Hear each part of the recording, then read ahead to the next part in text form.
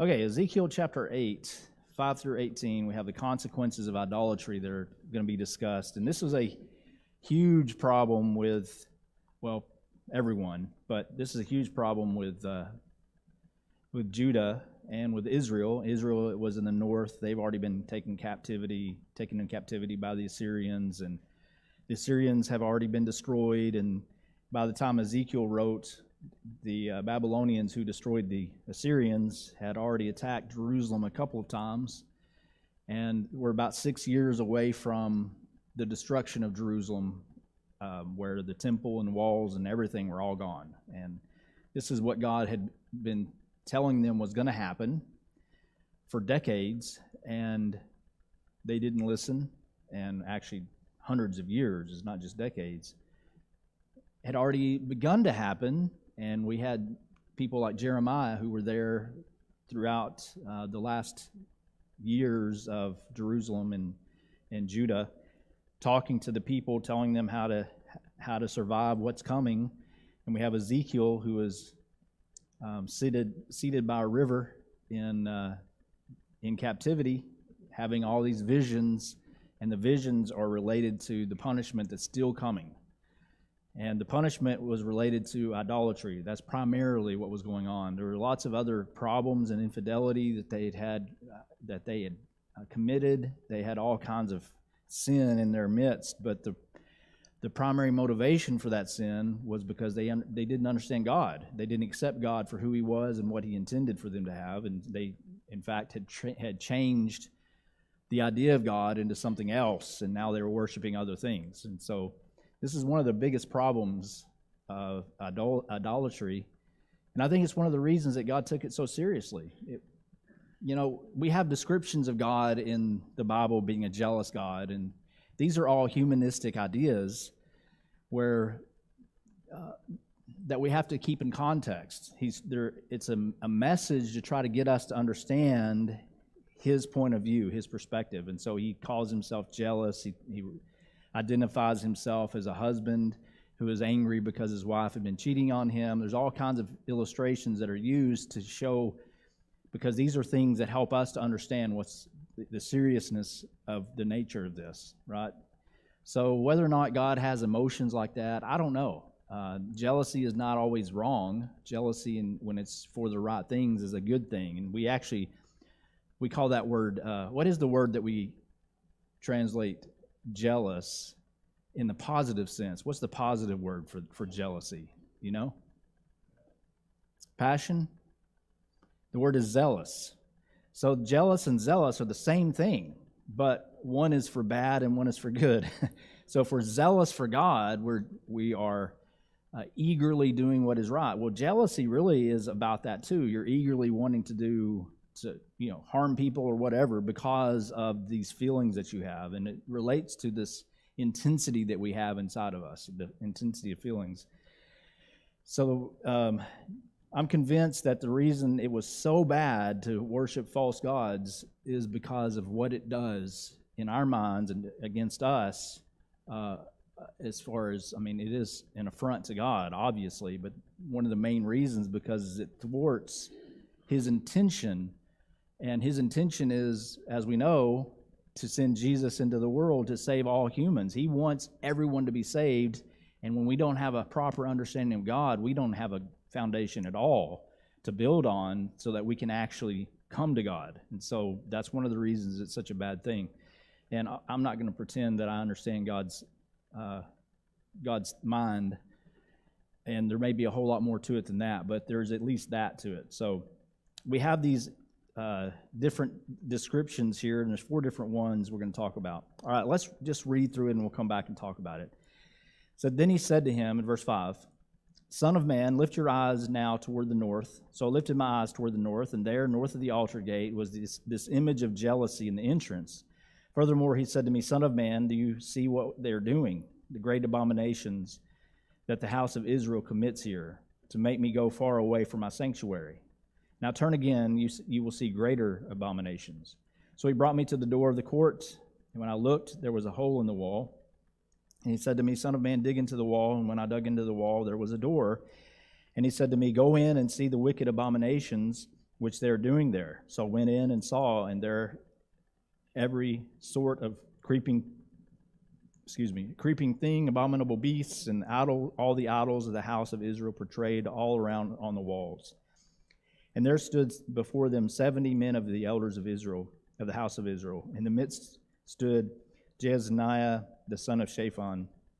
Each man had a censer in his hand, and a thick cloud of incense went up. And he said to me, Son of man, have you seen what the elders of the house of Israel do in the dark, every man in the room of his idols? For they say, the Lord does not see us. The Lord has forsaken the land. And he said to me, Turn again, and you will see greater abominations that they are doing. So he brought me to the door of the north gate of the Lord's house, and to my dismay, women were sitting there weeping for Tammuz. And he said to me, Have you seen this, O son of man? Turn again, you will see greater abomination than these. So he brought me into the inner court of the Lord's house, and there at the door of the temple of the Lord, between the porch and the altar, were about 25 men with their backs toward the temple of the Lord, and their faces toward the east, and they were worshiping the sun toward the east. And he said to me, Have you seen this, O son of man? Is it a trivial thing to the house of Judah to commit the abominations which they commit here? For they have filled the land with violence, then they have returned to provoke me to anger. Indeed, they put the branch to the nose. Therefore I also will act in fury. My eye will not spare, nor will I have pity. And though they may cry in my ears with a loud voice, I will not hear them. So here are the reasons very clearly why he is attacking them, are going to be attacking them through Babylon. But I wanted to go through and see these and talk about these different illustrations because they're just visions, they're images of things that were actually happening and occurring. So we have verses 5 and 6, the image of jealousy. That's mentioned at the end of verse 5. So we don't really know what this image was. Does anyone have read anything, any commentaries or anything that sheds light on what this image might be?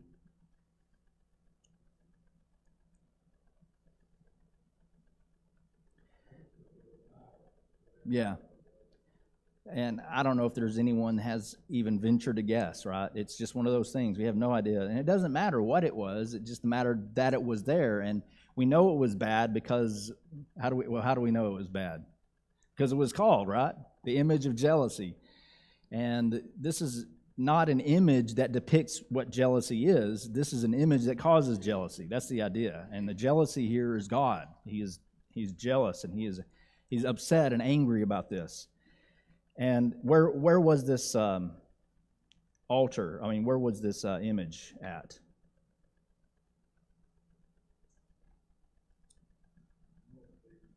Right. It was north of the altar gate.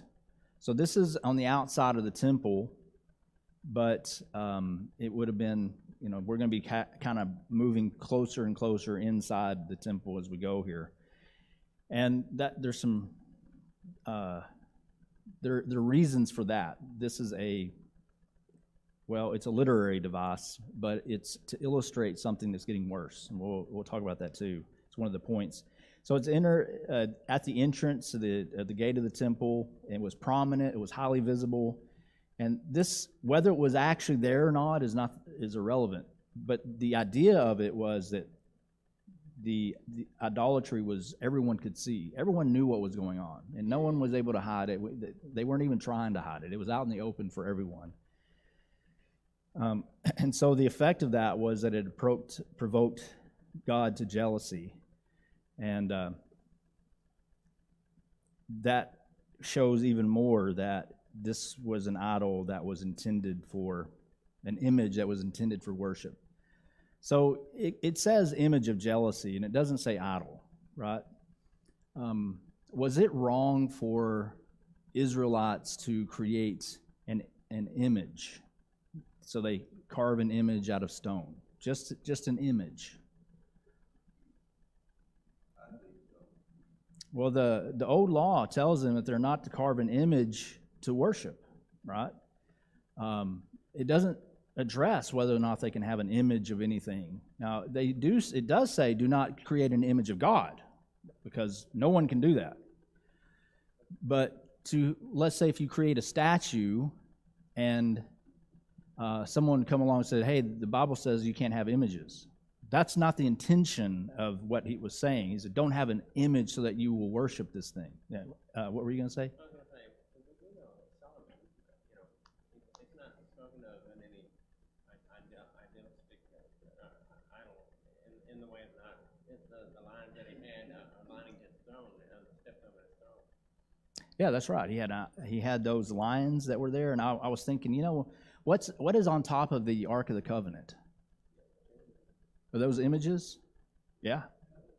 What about when you walked into the temple and those two big statues with the wings touching on either side? Are those images? They're even heavenly images. But what's the difference between that and creating an image? Well, it depends on the purpose, right? Why are you creating this? And the only reason I bring this up is I saw actually recently, last week, I saw a man who was on a rampage on Facebook because someone had posted an image of what they thought Jesus looked like. And they said it's a sin to create an image. And okay, if that's your opinion, that's fine, but I don't know if we can go that far. Is it wrong for me to create a statue of Jesus so that I can bow down to it? Yeah, definitely wrong. We can't do that. But to depict what he might look like, I don't know if it's actually, we can call it sin.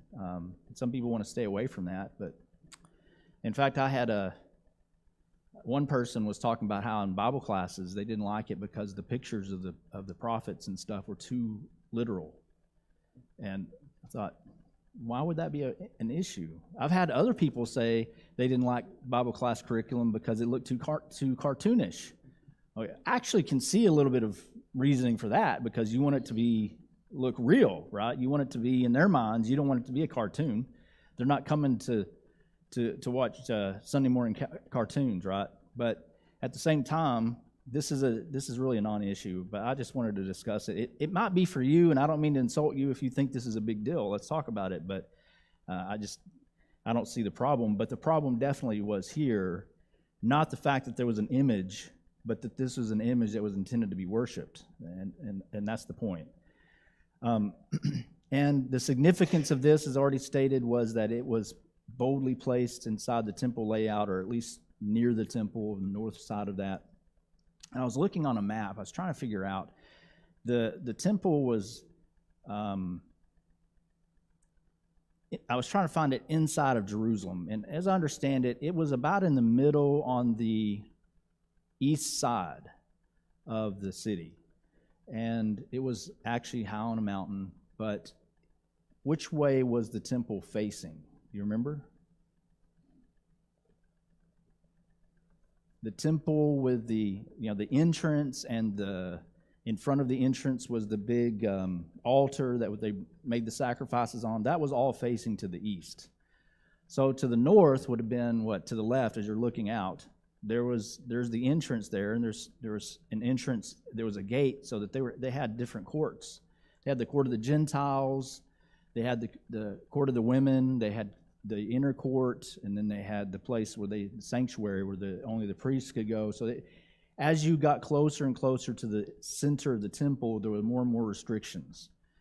So at first, the Gentiles could be out there. And I may be wrong about the Gentiles and the women. It may have been combined. I can't remember for sure. But they have the Gentiles, the court of the women, and then this is the assembly for the men to come, a place there, and then they have the inner courts where the priests could go, and that would be the holy place, right? So this is where they can go in and make the sacrifices. And of course, the men had to have access to get there because they were the ones who were taking the sacrifices, right? So they had to go in to take the sacrifices. And then when you have the inside, the actually inside of the temple, we have the holy place and then the most holy place. And the closer you get to that most holy place, the less people are allowed to be there. Who is allowed to be into the holiest of holies? The high priest, and once a year, and from what we can tell, that just one time, and that after sacrifices. So anyway, there's a definite lesson there, and we're going to see that is not respected at all as we go through there. So blatant open idolatry is what we're looking at here, and it's a direct affront to God. Look at that. All right, any thoughts before we move on? Yeah.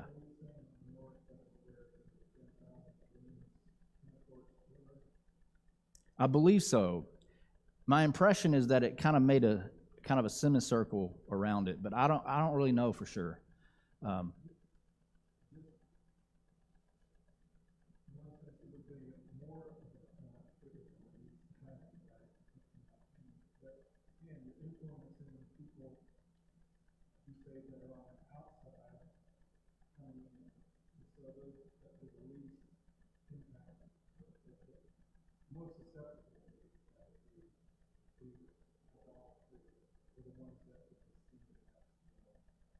Okay, yeah, so the impact would not have been as highly critical as affecting like the high priest. Yeah, that's true. All right, so now let's look at verses 7 through 13, which we already read, but I want you to notice where he's found a hole in the wall.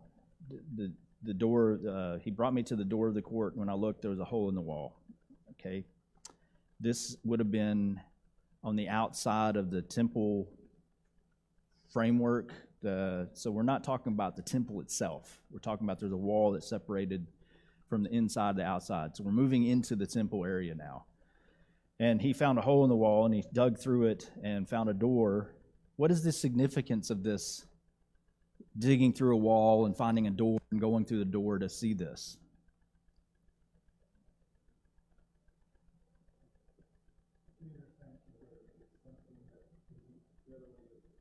Right. So these are people who are hiding what they're doing, and the implication is God sees it anyway. It doesn't matter who is hiding, but who is it that is hiding in this one room?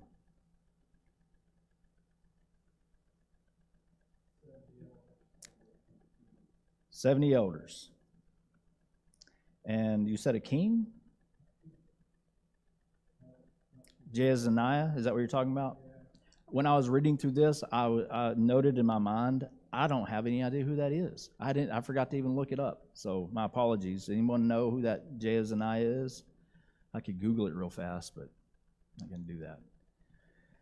But we have 70 men of the elders. And who are the elders? What was their function?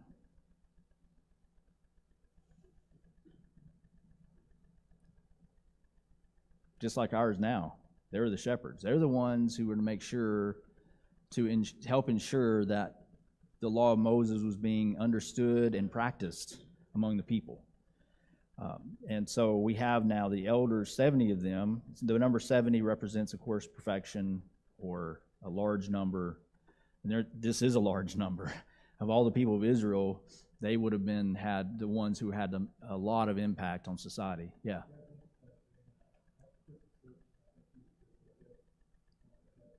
One of the head elders? Okay. Thank you. Thanks for looking that up.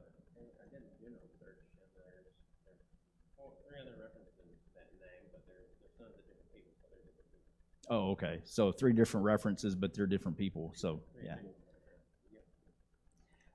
Yeah. And so maybe that's all he was. He's one of the leaders, and he's doing this. And so what are they doing while they're in there?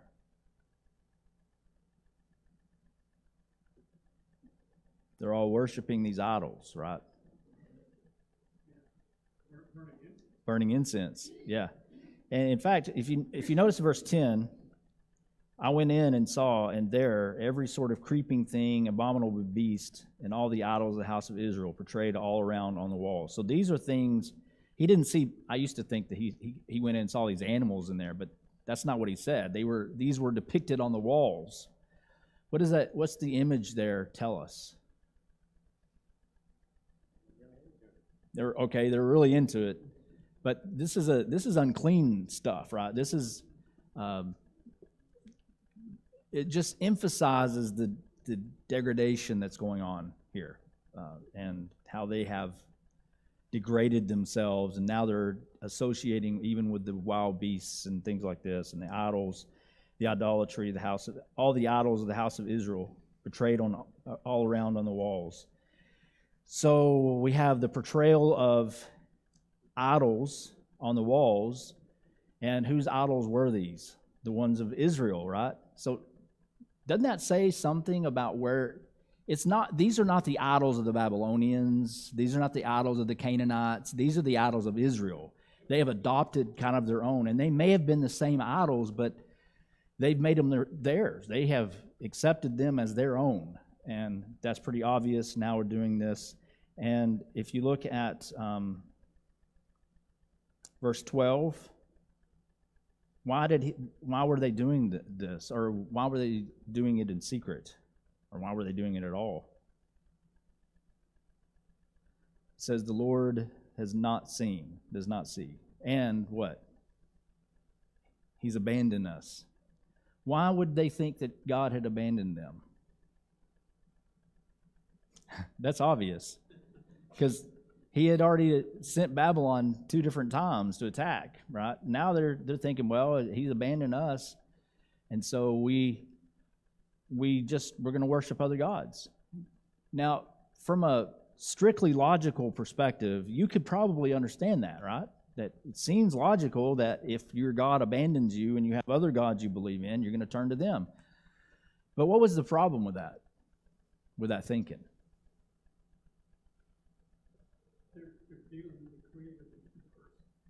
All right, they're leaving the creator of the universe to worship something that they created with their own hands. Yeah, that's right, exactly. Yeah.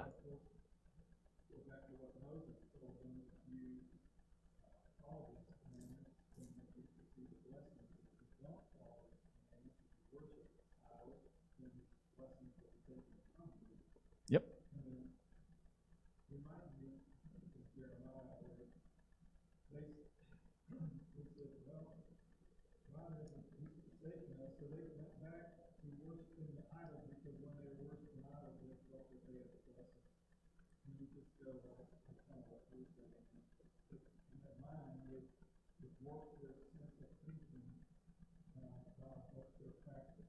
Yes, their practices warped the way that they thought about reality and the way they address reality. And, this is one of the dangers that we have.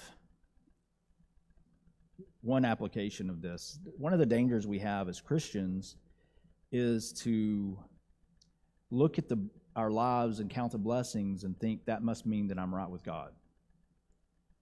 Now, that's not necessarily what they were doing, but do God's blessings mean that you're right with Him? Not always. Now, if you're right with God, you expect to see blessings, right?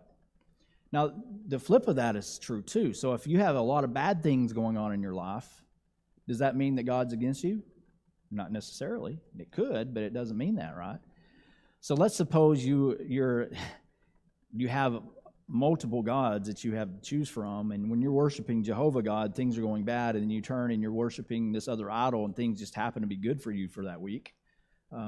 You might learn the wrong lesson, right? You might learn that God is actually helping me, and that's what they learned, evidently.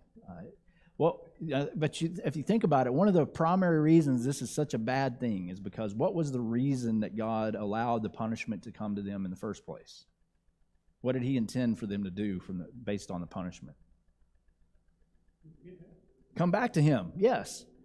And He had given them great blessings, and they used it to abandon Him. And then He said, well, if the blessings won't work, okay, fine. I'll send you bad times. And that didn't work either. And they just ran off even faster. Yeah.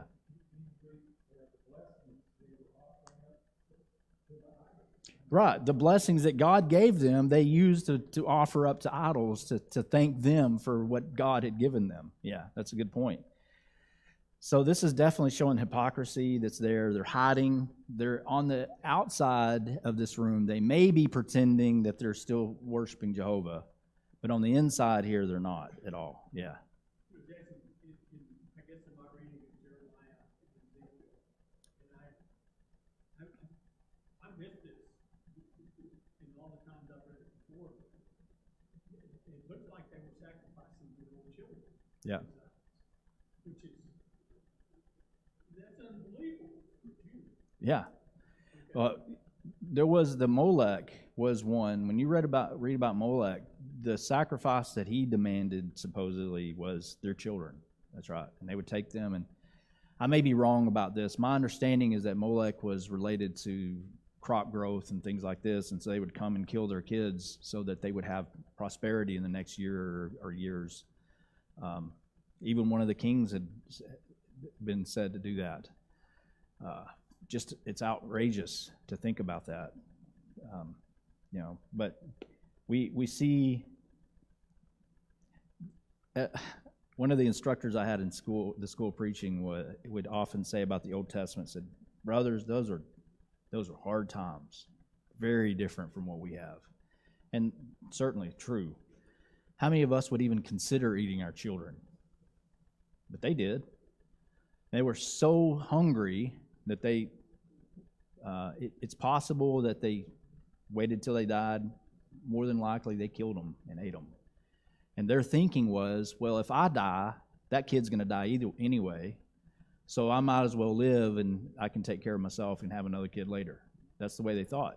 Well, hopefully we'll never be in a situation like that, but this is definitely some stuff that would be hard for us to deal with.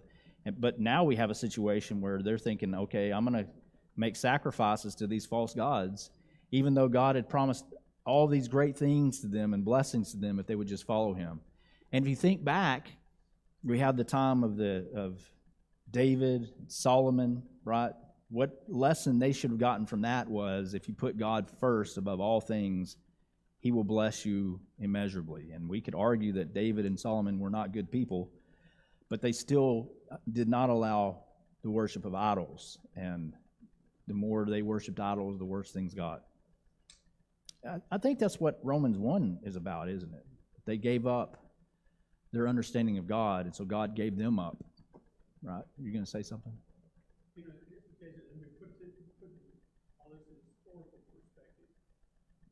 There's probably 50 to 75 years from the time that Sennacherib, well, Hezekiah, when Sennacherib came down from Assyria and was going to attack Jerusalem, and in one night, God with one angel destroyed 185,000.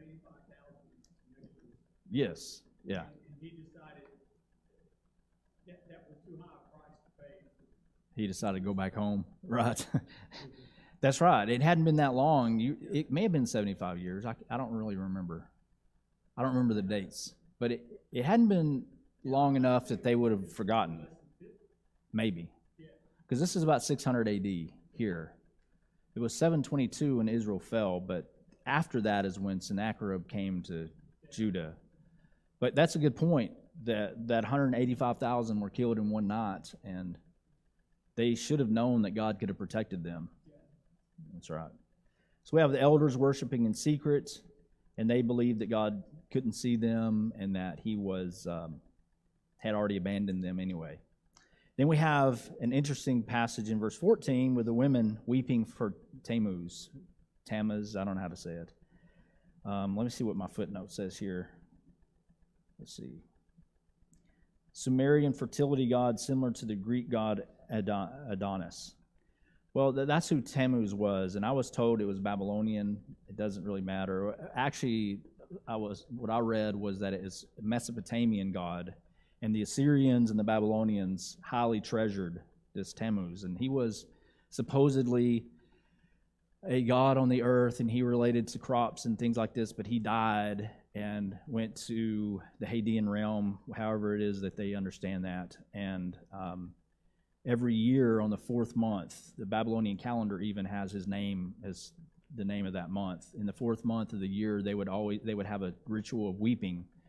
And that was weeping for the death of this Tammuz, who died and was buried, and it represents the death of crops in the summertime that was about to be coming to them. And so they're weeping so that hopefully they'll come back up again later, right? That's the idea. That's what they were doing. And this is where it says that the women were doing this. So it relates to fertility, and so there's a broader perspective with that, but it's mainly fertility for crops and things like this.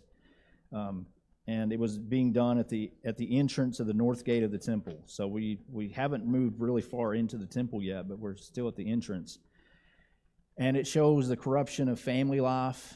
It shows that worshiping these gods was in every part of society. This was men and women doing this. This was leaders, it was religious people, it was family life. This was part of their everyday living.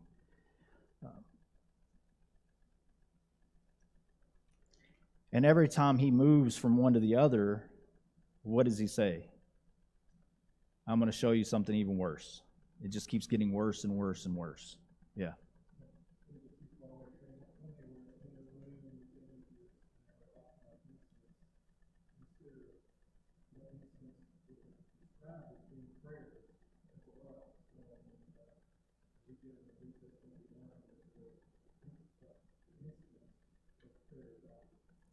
Yeah, that's true. The incense is often used as a symbol of prayer, especially in the New Testament. So that's probably what was going on in that inner room. That it's not just incense. There's worship going on. There's praying and praising and pleading. And this is what we see actually here with these women sitting and weeping. Well, one thing, it's not wrong to cry, right? But it matters why you're crying. And these women were not just crying because they heard a sad story. They were crying because they believed it was something that would help bring about the betterment of the crops. So this was kind of a worship type situation that they're facing too. And then we have verses 16 through 18. He brought me to the inner court of the Lord's house, and there at the door of the temple of the Lord, between the porch and the altar. So this is in between the entrance of the temple itself and the altar, which I don't know how far it was. The altar is much bigger than I had always imagined. I always thought it was like this, it was like a big barbecue, That's the way I saw it. But, if I'd have thought about it, I'd have known. They had big animals sacrificed on these things. But when we were at PTP, they had a supposedly life-size building structure of the temple, and the altar was, it was like about this high, if I remember right, and it was like 5 feet long. It was huge, and it was a square, and it was much, much bigger than I realized. So there's steps that have to go up to so you can actually fit the animal on it, and things like this. So anyway, between that and the entrance to the temple, we have these men, and they were depicted as doing what? Worshiping the sun. And what's worse is that in order to worship the sun, they had to turn their back on the temple because the temple's facing east. So they turned their back on God and were worshiping the sun as it was coming up. And that's a great image to show what was going on here. It says there were 5 men. Now, who do you suppose these 5 men would... No, I'm sorry, 25 men. Who do you suppose these 25 men would be? What kind of people would they be? Or functional people? Priests. They wouldn't have been there if it wasn't priests. So now we got the epitome of this, of the people of God, the priests themselves that turn their back on God and are looking out. And he says, is it no wonder that they have driven me away from my own temple? So, fascinating idea. One of the things that Jeremiah said was, don't say to yourselves, the temple of the Lord, the temple of the Lord, the temple of the Lord. As if the idea was, don't go telling yourselves we have God's temple here so nothing bad can happen to us. And Ezekiel's message was basically the same. Don't think the temple's there that God's there with him, because you've driven him out of that. And it's not that God couldn't stay there, but it's that he wouldn't stay there, right? He's not going to stick around and watch this. So it's interesting. All right, let's consider the differences a little bit. We've already discussed them a little bit here, but let's think about how far the evil had spread in this time. We see just how far it went from the public to the priests. Everyone was involved. We have the seriousness of the actions increased as you got closer and closer to the temple, and it kind of reflects God's growing disgust toward them. We also see several false beliefs that are shared, right? The first one is that God doesn't care. He doesn't care what we do. The second one is that God doesn't see us anymore. And the third one is that they're replacing God with idols. So he is moved out of the way and an idol is put in its place. And incidentally, we all know this, people create images in their own image, right? They create idols in their own image. They create idols of what they want God to be and not what God actually is. And it's easy for us to do that. We have to be very careful. Now, having an image is bad enough, but we can still create in our own minds a God who is not real. And so we face people all over the place who, well, actually, each of us have our own view and understanding of who God is, right? Is it possible that our ideas of who God is conflict with one another? It is possible. So we have to keep that in mind. The God of the people you're talking to out in the world, they may attribute to Jehovah God, and they may have every intention of worshiping God, but they may not understand who God is. Can you think of any ideas that are taught that in the religious world that affect the image or the understanding of who God is that would be a problem we might face?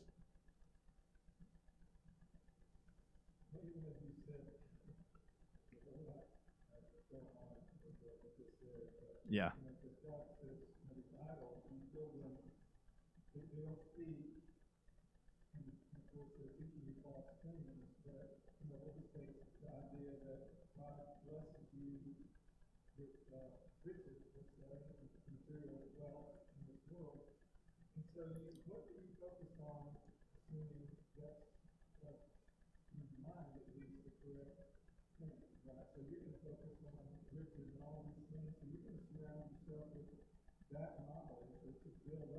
Yeah.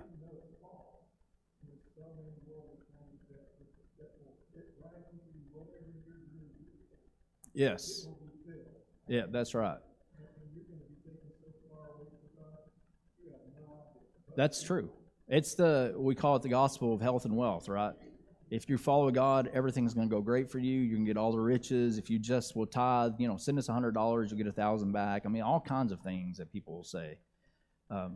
That is a false understanding of who God is and God's nature. That's why it's so important that we understand who God is. Yeah.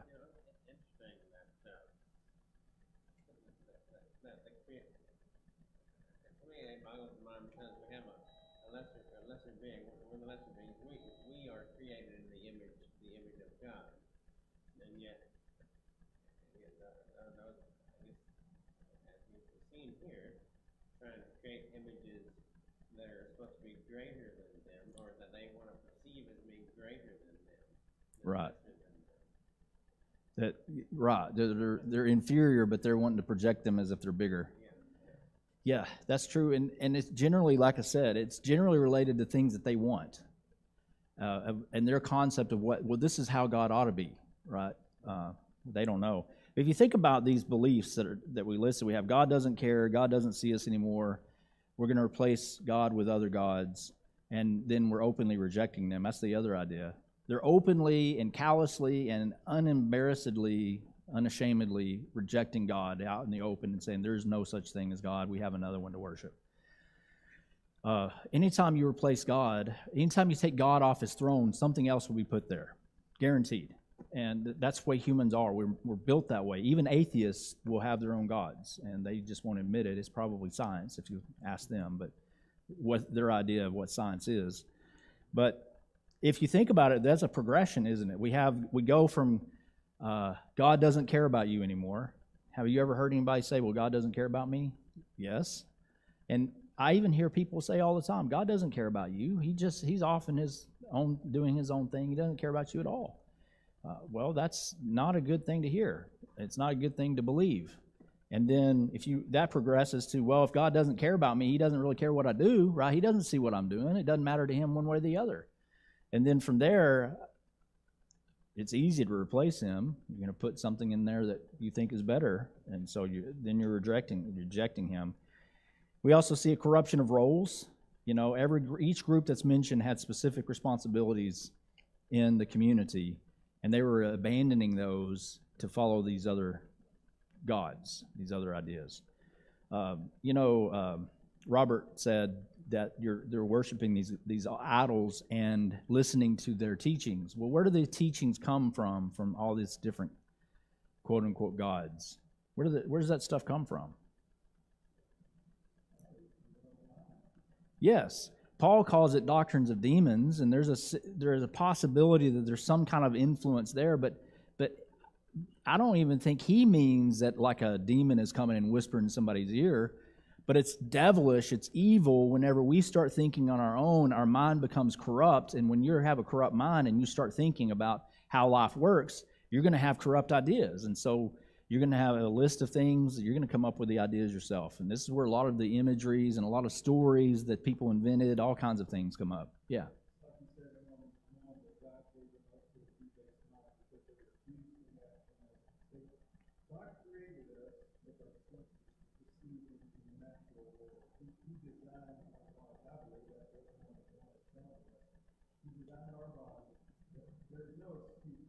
Right. Yes.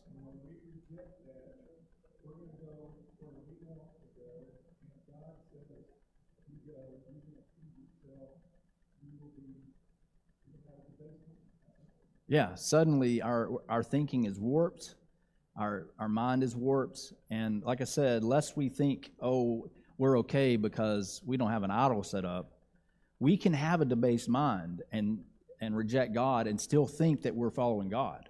And, you know, I mean, look at the Muslims. That's one example, and there are many examples of that. But anytime you have false ideas that you're following, it's because you have a misunderstanding of God and His Word. That's what it comes down to, and that's the only thing it can come down to. So anyway, let's consider these things about how we can affect our lives.